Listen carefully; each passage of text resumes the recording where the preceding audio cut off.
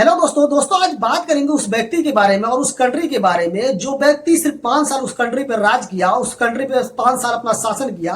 उन 5 सालों के अंदर कमोबेश मिलाकर कई ऐसी रिपोर्टें हैं, 17 से 20 लाख लोगों को जेनोसाइड किया, मारा।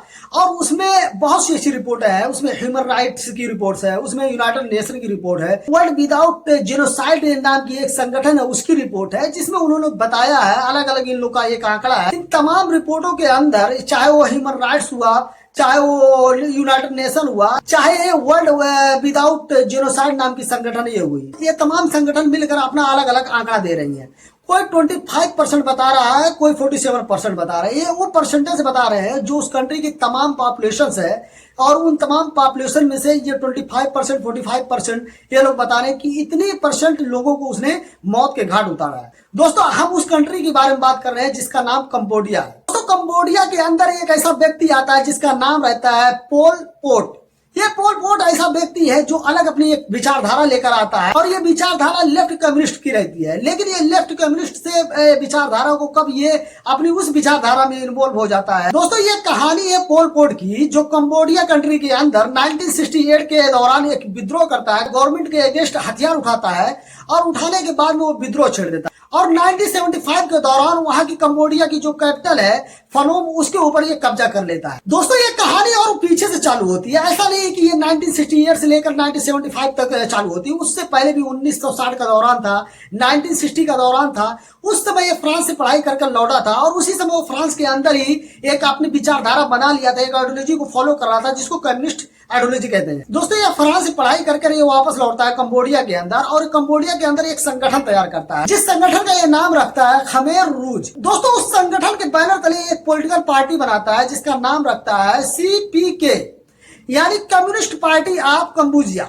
उस पार्टी का, इसे पॉलिटिकल पार्टी का नाम देता है कम्युनिस्ट पार्टी ऑफ कंबोडिया, और यही से इसकी पॉलिटिकल एक्टिविटीज और तेज हो जाती है। दोस्तों यही से कंबोडिया कंट्री के अंदर ये पूरी तरीके से कैंपेन चलाता है, और लोगों के अंदर इतनी ज्यादा हेट्रेड पैदा करता है, लोगों के अंदर इतनी ज्यादा नफरत पैदा करता है। ये अपनी आइडियोलॉजी के लोगों को अपने साथ में लेकर चलता था, जो इनकी विचारधारा को फॉलो करते थे, जो इसके चाहने वाले थे, जो इसके वर्कर थे, वो उनको ये साथ में लेकर चलता था। लेकिन दोस्तों आप भयभीत हो जाएंगे इसके काले करतूत देखकर और इसकी सोच देखकर कि ये 14 से लेकर 15-18 साल के बच्चों के अंदर इतनी ज्यादा नफरत उनके प्रति भर देता है, जो इसके अगेंस्ट विचारधारा रखते हैं, जो इसके विपरीत सोचते हैं। दोस्तों इन बच्चों के अंदर इतनी ज्यादा नफरत भरता है और एक भीड़ तैयार कर देता है, और बच्चों को इतना ज्यादा हथियार लेस कर देता है, उनको हथियार देकर, उनको वेपन्स पकड़ाकर, जो इनके विचारधारा के विपरीत सोचे, और चाहे वो पोल पोट के विपरीत सोचे, उसकी पार्टी के विपरीत सोचे, उनको अपना दुश्मन मान लो, और उनको अपने कंट्री का दुश्मन मान लो, अपने समाज का दुश्मन मान लो, अपने रिलीजन का दुश्मन मान लो। दोस्तों ये पूरी एक भीड़ तैयार कर लेता। दोस्तों ये अपने पॉलिटिकल बेनिफिट के लिए एक भीड़ तैयार करता है, और ये भीड़ इतनी ज्यादा हो जाती है, इसके चाहने वाले इतना ज्यादा हो जाते हैं, इसके वर्कर इतना हो जाते हैं कि वो अच्छे खासे तादाद में अच्छी खासी उनकी संख्या हो जाती है, और वो अब विद्रोह करने के लिए, वो गवर्नमेंट के खिलाफ और एक षड्यंत्र रचने के लिए वो खड़ा हो जाता है। और दोस्तों ये यही तक नहीं रुका, इसने एक एक करके एक एक नया नया स्लोगन ये कंट्री के अंदर अपने वर्करों के बीच में, अपने जो इसके अनुयायी थे और जो इसके चाहने वाले थे, जो इसके सपोर्टर थे, उनके बीच में हर दिन एक नया नया स्लोगन छोड़ता था। और ये नया स्लोगन इस कंट्री के अंदर, कंबोडिया कंट्री के अंदर ये छोड़ा था, एयर जीरो। ये अपने समर्थकों से कहता था, अपने चाहने वालों से कहता था कि ये हम अपनी कंट्री को शून्य से शुरुआत करेंगे। जितनी भी चीजें इस कंट्री के अंदर अभी तक है, ये चाहे वो हिस्ट्री हुई, ये अपने समर्थकों के अंदर ये बताता था कि इस कंट्री की हिस्ट्री गलत है, इसको हम चेंज करेंगे, यहाँ का एजुकेशन सिस्टम गलत है, इसको हम चेंज करेंगे।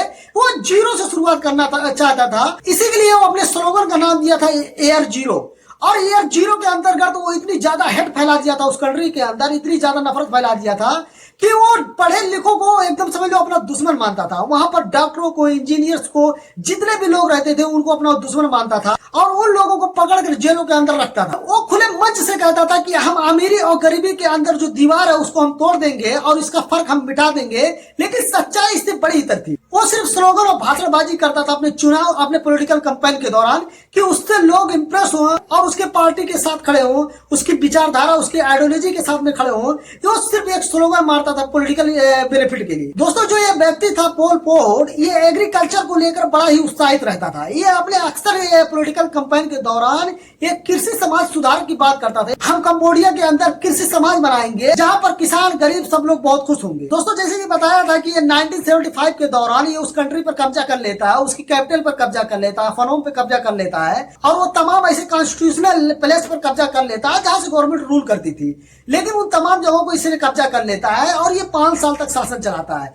इन 5 सालों के अंदर ये ऐसा ऐसा कानून लेकर आता है और ये खुद को इतना ज्यादा देशभक्त बताता था और लोगों से ये भी कहता था कि आप भी देशभक्त बनो और परिवार के बीच में मत रहो, आप परिवार से अलग रहो। ये इतना ज्यादा लोगों को नेशन के प्रति, देश के प्रति इतना ज्यादा मोहब्बत करने के लिए बोलता था कि आप परिवार से अलग हो जाइए और ये नेशन ही तुम्हारा परिवार है। इसलिए तमाम ऐसे परिवार लोगों को अलग कर दिया था ये अपने शासन के दौर में। दोस्तों महज ये सिर्फ ये बातें नहीं है, ये तमाम जब ये उस कंट्री को ऊपर रूल करने लगा, जब ये गवर्नमेंट में आ गया, ये तमाम वहां के नागरिकों की ये फ्रीडम छीनने लगा। वो अलग हर तरह की फ्रीडम, चाहे वो एजुकेशन की फ्रीडम हो, बोलने की फ्रीडम हो, वो हर फ्रीडम पर इसने अपना शासन लगाना चालू कर दिया और ये शहरों से निकाल कर लोगों को गाँव के अंदर भेजना चालू कर दिया और ये बोल दिया कि वहीं पर ये किसानी करें, वहीं पर ये मजदूरी करें, क्योंकि ये डरता था, पढ़े लिखे लोगों से डरता था और इसका ये मानना था कि अगर कोई चश्मा लगाकर इस कंट्री के अंदर भी चल रहा है तो पढ़ा लिखा है, उनको भी वो जेल में ठोस देता था।